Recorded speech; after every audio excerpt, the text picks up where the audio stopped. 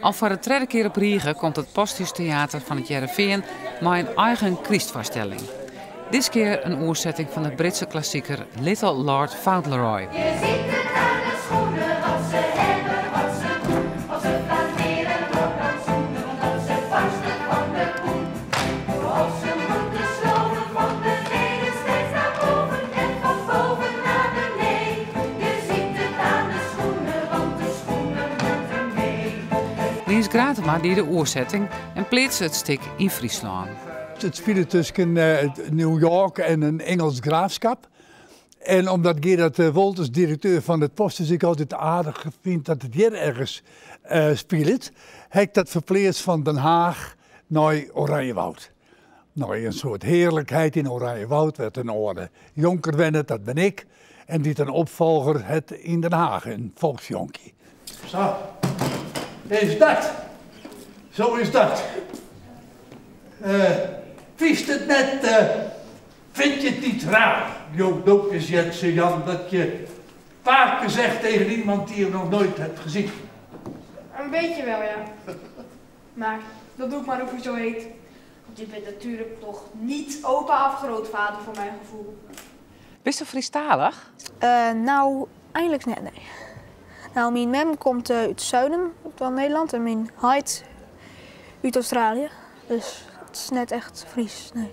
Nee, maar ik is dus wel Engels en Nederlands. Ja. En het Fries dus nou toch ik Ja, wel? ja, dat is wel heel handig, want je oefent het echt. Alleen het is niet dat ik het vloeiend kan spreken. Elke dag is Else Dij, elke dag is Elsje Dij. En een sleutel is een kaai en een sleutel is Een kooi. Ja, ik kan het wel volhouden, ja. Alleen het is, ja, pittig, ja. Want het is eigenlijk naar squallen en naar repeteren en naar schiepen, naar squallen en nog een keer. Ja, dan ben je ook alweer laat thuis en zo. En dan moet je nog even vlug wat eten en dan naar bed. En de volgende ochtend word je soms gewoon niet wakker. Nee? Nee, ik ben een beetje een goede slaper. Alleen ik werd gewoon niet wakker. Ik kon me niet wakker krijgen, mijn moeder. Dan ben je eigenlijk hartstikke om de squallen te gaan eigenlijk. Ja, zeg dat wel, ja. En het schrijfgerij neemt Job zelf mee. Ja? Nee, even niet te veel discussies, alleen als het een belangrijke vraag is. Dus. Ik laat ze hier pas om 9 uur gaan en dan 's ochtends zitten ze natuurlijk alweer op school. Dus ja, het is wel eventjes heel anders. En het is ook niet zo dat je wekenlang kan praten over een script. Ik moet altijd wel heel erg voorbereid een plan hebben. En ze eigenlijk met alles zo van, nou, dit gaat het worden, dit gaan we doen. En dat moet het dan ook worden. We kunnen niet uren om de tafel gaan zitten van waar gaat het stuk over. Het is toch een heel ander werkproces, dat is wel zo.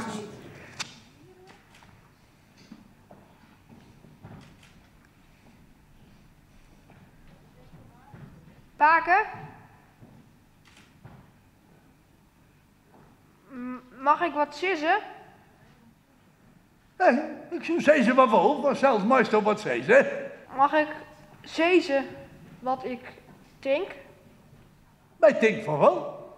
Nou, ik schreeuw het zelf, dus ik heb van mezelf weer een heel mooi rustig roltjes kunnen. Ik zit, maar in zo'n achtste van een jongen zit ik in de rolstoel. En ik zit een spel wat over ik kan lekker goed souffleren. Maar ik heb een mooie bedaarde rol, dus dat past al heel goed, ja. U bent natuurlijk niet degene die hij in zijn plannen wil betrekken. Het gaat hier enkel en alleen om uw zoon Job. Alleen om Job. Ja. En hij denkt dat dat kan. Dat je plannen kunt maken met een kind en de moeder gewoon niet ziet staan. Hoe kun je zo blind en gevoelloos zijn voor de dingen die voor een normaal mens het allerbelangrijkste zijn? U noemt de jonkheer niet normaal, mevrouw. Ja, meneer Verjaarda. Ik noem de jonkheer niet normaal. In dit opzicht niet normaal.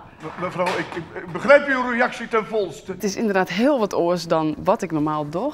Ik had er wel even naar uitdenken moeten, omdat ik vooral twijfelde als ik het acteren wil koe. Ik had dat nog nooit eerder gedaan. En toen ben ik een maand naar Riens geweest. En hebben we together het script lezen.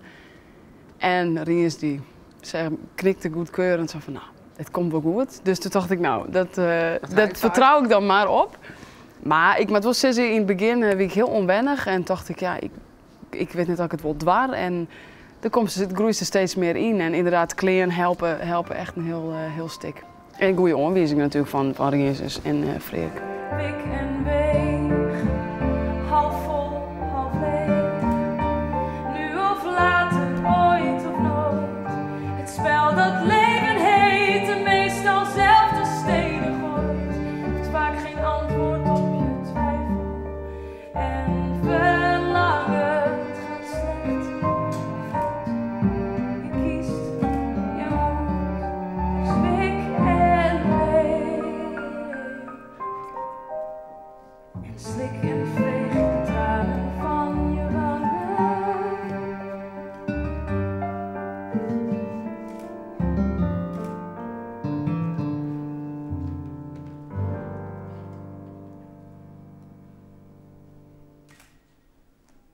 Ik ben eigenlijk in het moment Elske. En ik ben juist zo gewend om mezelf te wezen. Juist in popmuziek is het belangrijk dat je zelf bent en dat maakt het daar uniek. En hier speelt zijn oor. Dus ja, dat is wel heel wat oors. En ja, de groep maakt het ook wel heel makkelijk, want het ben al hier stik voor stik hartstikke leuke meisjes. Dus dat helpt ik wel een soort.